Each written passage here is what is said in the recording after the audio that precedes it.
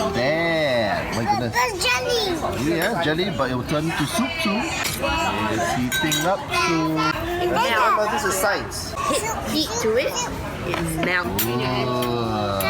It's soup waiting. I'm going to scoop some. I want Meatball. With the veggies, I will put it in.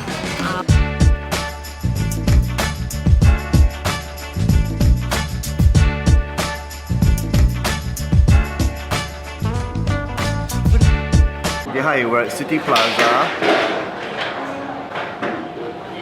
Okay, hi, we're at City Plaza. It's an old shopping center located at Geylang Serai. And we're here to try Poon City homemade noodle. The shop sells ban mian, which literally translates as boiled noodles. The residents in the area would be familiar with this ban mian stall. It caused quite a stir when it first opened on the first floor of City Plaza way back in 1995, as they had a robust soup broth and a round sweetness, no MSG and hints of ikan bilis flavour in it. The store moved up to the 5th floor food court about a decade ago, and it has the widest array of options of any ban mian stall. 8 different types of noodles, an array of ingredients that range from prawns, abalone and sliced fish to fish maw, razor clams and pig's liver. They also have a huge range of 17 deep fried items. 17! They have everything from chicken cutlet to wonton to chicken wings to youtiao to cheese tofu. So, yeah, wow. Come, let's have a taste.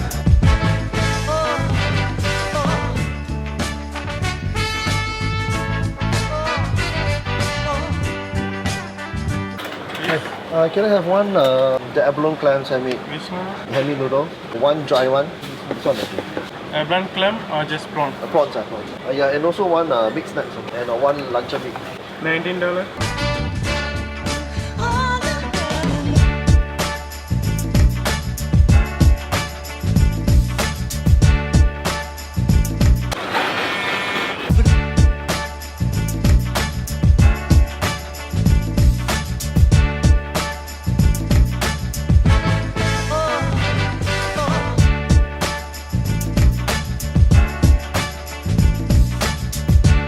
Test.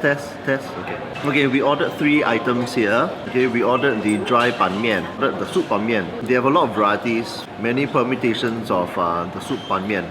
I chose the abalone clams handmade yumi. There are 3 sizes. 450, 550, 650 as of 2018. The prices will obviously change. It's basically handmade noodles with razor clams in soup. They call it abalone, but it's actually razor clams.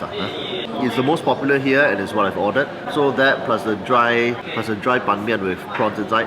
And I ordered a variety of fried items, as you can see. There we go, fried items. Yum. The most popular being the luncheon meat. The luncheon meat is hugely popular here. I see it on quite a few tables. The noodles have been sitting just a bit because I've been shooting B-roll. So I'm going to quickly try the noodles first.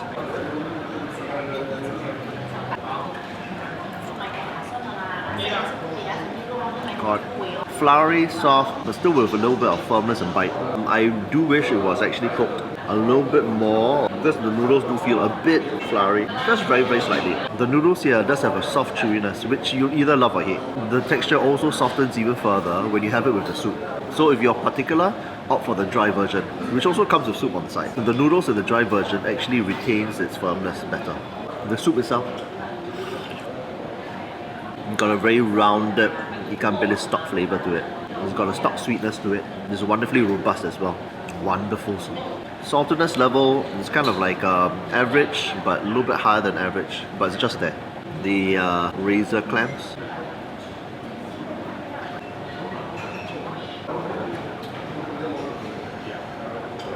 Wonderful, oh my god. Perfectly blanched. Razor clams have been seasoned as well.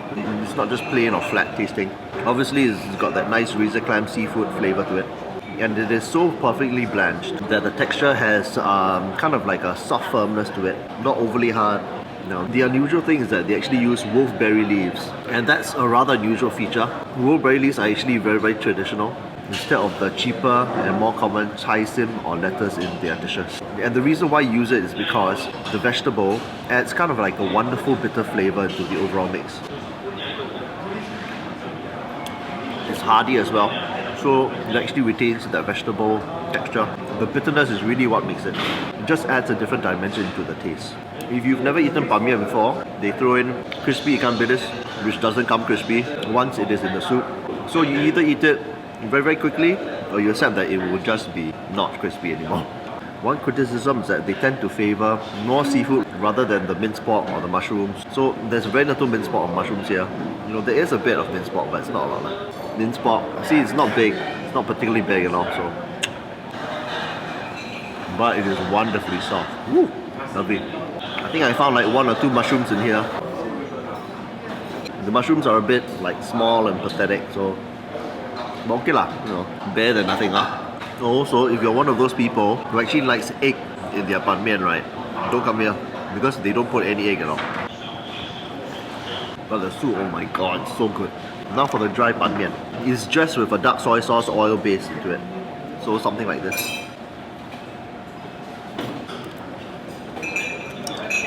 Oh, right. Kind of like a savory sweet dark sauce to it. Springy noodles, sweet savory sauce, slight smokiness, crunchy ikan bilis, slight seafood stock flavour from the soup or the prawns. Again with the wolfberry leaves as well. The dry ban mian gets a bit dry the more you eat it, which is why it's good that they actually give you soup at the side, so you can actually splash a little bit inside to moisten it. That is a problem, but the flavour is there. Wonderful flavour. Now the chili sauce is incredibly spicy.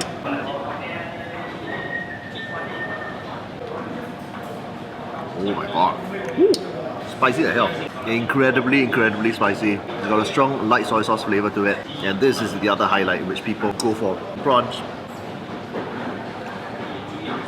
Small to medium sized prawns. Not particularly impressive or anything. Okay lah, it's not like particularly big or anything. But it's okay. I've been to ban mian stalls where they actually serve you impressively large prawns. But obviously you pay a premium for it lah.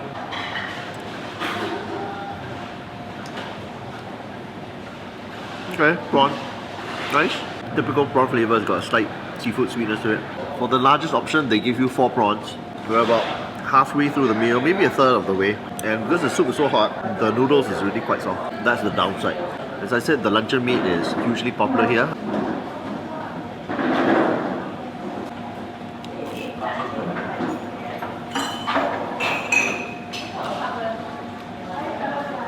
Beautifully crispy. Yeah, sure.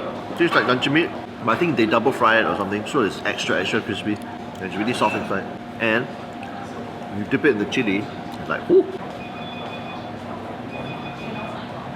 I ordered kind of like mixed fried items. They give you about 1, 2, 3, 4. They give you like 5 kinds of fried items here. Fish cake.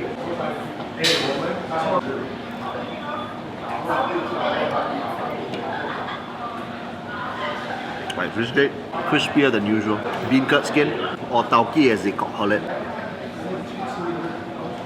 Really crispy. Not too sure if you can hear it. I'm going to put it up to the mic. Crispy, crispy. Crispy, slightly chewy, oil richness, a bit oily, but hey. Fried ngoh hiang pieces. It's usually cheap ngoh hiang which they deep fry. Bear in mind that it is very cheap ngoh hiang, so don't expect it to be amazing. Okay, there's a lot of flour, slightly sweet, but the fact that it's fried, okay lah. But I wouldn't come here for the ngoh hiang. Fried fish balls or it's fried sotong balls.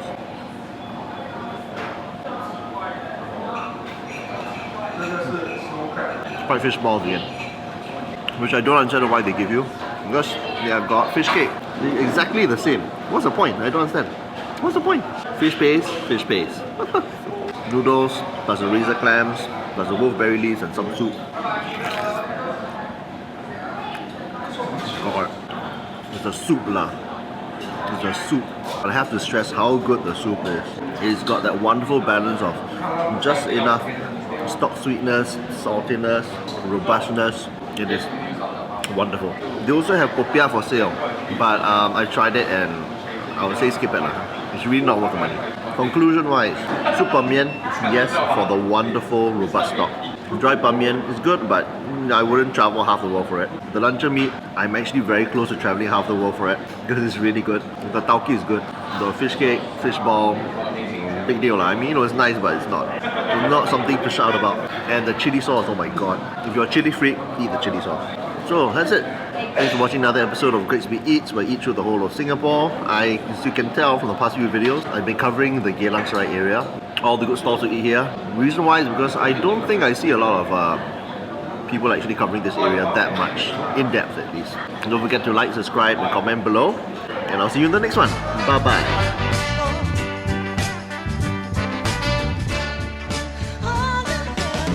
bye.